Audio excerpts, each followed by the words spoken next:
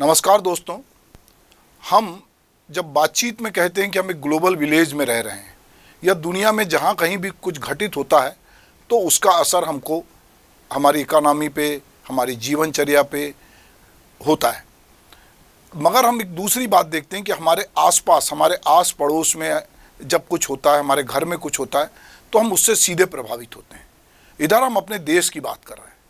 अभी लगातार हमारे देश में जो आसपास के पड़ोसी राष्ट्र हैं वहाँ कुछ ना कुछ ऐसा घटित हो रहा है जिससे हम प्रभावित हो रहे हैं। अभी हमने देखा कि रूस और यूक्रेन के बीच जो युद्ध हो रहा है उसमें हमारे अपने देश के बहुत सारे बच्चे जो मेडिकल की पढ़ाई करने गए थे, छत्तीसगढ़ जैसे राज्य के बच्चे जो पढ़ने गए थे, वो लौट के आए। उनके सामने एक संकट है कि उनकी आगे की पढ़ाई क्या होगी। अभी पाकिस्तान में सत्ता परिवर्तन हुई है। पिछले 3 साल से इमरान खान जो क्रिकेटियर थे, हम लोगों को बहुत पसंद थे, हमारे देश के लोगों को बहुत पसंद थे क्रिकेटियर के रूप में, वो जब राजनेता में तब्दील हुए तो उन्होंने वो राग नहीं अलापा जिसकी वो बात कर रहे थे। अभी नवाज शरीफ के छोटे भाई जो अब प्रधानमंत्री बनेंगे, उन्होंने बनने के पहले ही कश्मीर का राग अलाप दिया है और वो कह रहे हैं कि कश्मीर के बिना बातचीत नहीं होगी। श्रीलंका जो हमारे मतलब कहना चाहिए कि हमारे इससे उससे रिश्ते हैं कि श्रीलंका में कुछ हो रहा है तो तमिलनाडु में उसका असर पड़ रहा है, वहाँ से लोग धीरे धीरे जो है वो तमिलनाडु की तरफ आ रहा है। नेपाल जो एक पूरा हिंदू राष्ट्र था, या हम समझते हैं कि अपना ही हम समझते थे, वो हमको बीच में आग दिखा रहा, वहाँ पर भी अशांति है।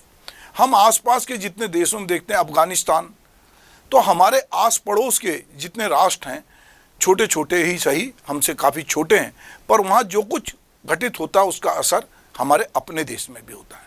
और पाकिस्तान में यदि जो कुछ हो तो पाकिस्तान में एक सत्ता परिवर्तन हुआ है और इमरान खान की सरकार जो है अल्पमत में आ गई है। ऐसे में वहाँ जो स्वर निकल रहे हैं, चूँकि पाकिस्तान में एक जो लोग भी सत्ता में आते हैं वो पहले भारत के बारे में बात करते हैं, और भारत पाकिस्तान में जो कुछ होता है, यहाँ तक क्रिकेट का मैच भी होता है तो हम उसको एक लड़ाई के तौर पे देखते हैं। तो धीरे धीरे वो जातिगत हिंसा में भी वहाँ कुछ घटित होता है तो जातिगत हिंसा में भी, हमारे यहाँ सांप्रदायिक हिंसा में भी तब्दील होता है। कश्मीर एक ऐसा मुद्दा है जिसको लेकर लगातार हमारे, जब से हम आज़ाद हुए हैं तब से लेकर आज तक कश्मीर एक मुद्दा बना हुआ है और लगातार कश्मीर को लेकर बातचीत होती है। पाकिस्तान कश्मीर पे अपना हक दिखाता है और वो कहता है कि कश्मीर को स्वतंत्र करो, जबकि कश्मीर भारत का अविभाज्य अंग है और भारत उसको लेकर लगातार बातचीत करता है। तो ऐसे में इस वैश्विक बाजार के इस दौर में दुनिया में कहीं भी यदि कुछ भी घटित हो रहा है तो उसका असर सभी देशों पर पड़ता है। अमेरिका में कुछ होता है तो उसका असर होता है। चीन के वुहान से निकला एक वायरस ने पिछले 2 साल से पूरी दुनिया को हलाक कर रखा है।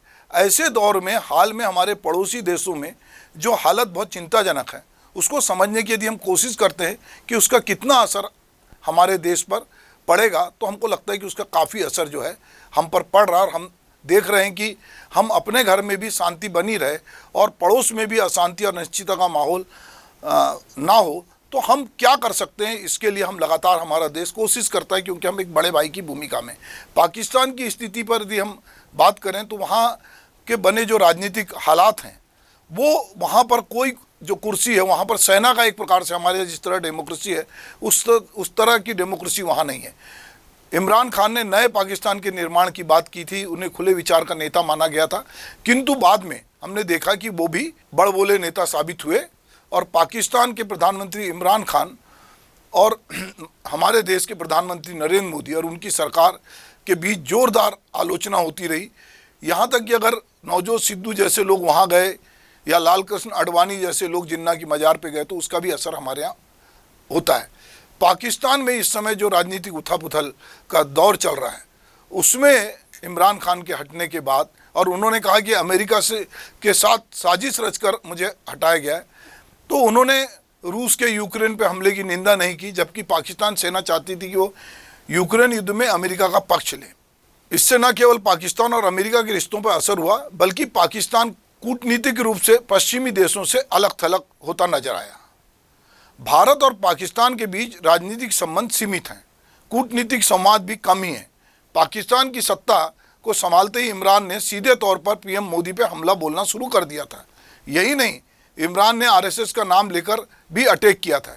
यही कारण है कि इस दौर में डिप्लोमेटिक स्तर पर दोनों देशों का एक दूसरे से आधिकारिक तौर पर जो जुड़े रहे, लेकिन दोनों देशों के नेताओं के बीच गर्मजोशी वैसी नहीं रही जैसी पहले अटल बिहारी वाजपेयी के समय या नवाज शरीफ के समय या बाकी नेताओं के समय रही। हम देखते हैं कि अमेरिका पाकिस्तान को कितना भाव दे रहा है, ये बात किसी से छिपी नहीं है, क्योंकि रूस और अमेरिका दो बड़ी सैन्य ताकतें हैं और ऐसे में कुछ जो देश हैं वो चाहते हैं कि किस तरह से हम विश्व में कब्जा करके रखें। तो कहीं ना कहीं एक आर्थिक लड़ाई है जिसमें चीन भी अब एक बड़ा प्लेयर बन के उभरा है। तो हम देखते हैं कि चीन हो वो हमारी सीमाओं में आ रहा है। इधर पाकिस्तान आए दिन हमारे देश में जो कुछ गतिविधियां होती हैं इसमें पाकिस्तान का नाम आता है। साउथ में जो तमिल में जो कुछ घटित होता है उसमें कहीं ना कहीं हम देखते हैं कि हमारे बड़े नेता की भी जान गई वो आंदोलन के दौरान। और वहाँ जो लंका में जो कुछ संस्थाएं संगठन थे उन्होंने इसमें रोल प्ले किया। श्रीलंका में जो बेरोजगारी है, जो आर्थिक संकट गहराया कि जो तमिल नागरिक हैं जिनको लगता है कि वो भारत से नज़दीक हैं, वो यहाँ अपने यहाँ आने की कोशिश कर रहे हैं।